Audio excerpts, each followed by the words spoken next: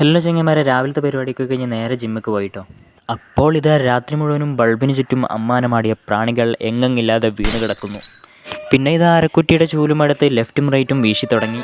പിന്നെ ഇതാ ലാൻഡിങ് പിഴച്ചതാണോ ടേക്കും പിഴച്ചതാണോ എന്നറിയാത്ത ഒരു ബട്ടർഫ്ലൈ ഇവിടെ കിടക്കുന്നത് കണ്ടത്. കാണാൻ ഭംഗിയുണ്ടെങ്കിലും ഇപ്പോൾ ഈ ഒരു ഷൂ ഉപയോഗശൂന്യമാണ്.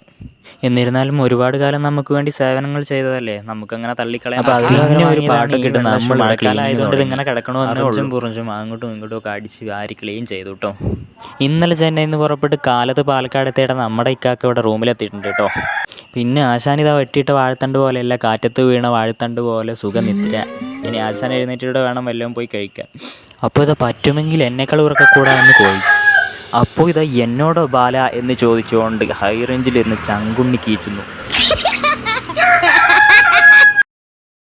അങ്ങനെ ഇത് നോക്കിക്കൊണ്ടിരുന്നു കഴിഞ്ഞാൽ എൻ്റെ പണി നടക്കുകയില്ല എന്ന് അറിഞ്ഞതുകൊണ്ടും നിർത്തിപ്പോടാൻ നായ്ക്കളെ എന്ന് പറഞ്ഞതുകൊണ്ടും ഈ വീഡിയോ ഇവിടെ വെച്ച് അവസാനിപ്പിക്കുന്നു. അപ്പോൾ ഇത്രയേ ഉള്ളൂ, ബായ്.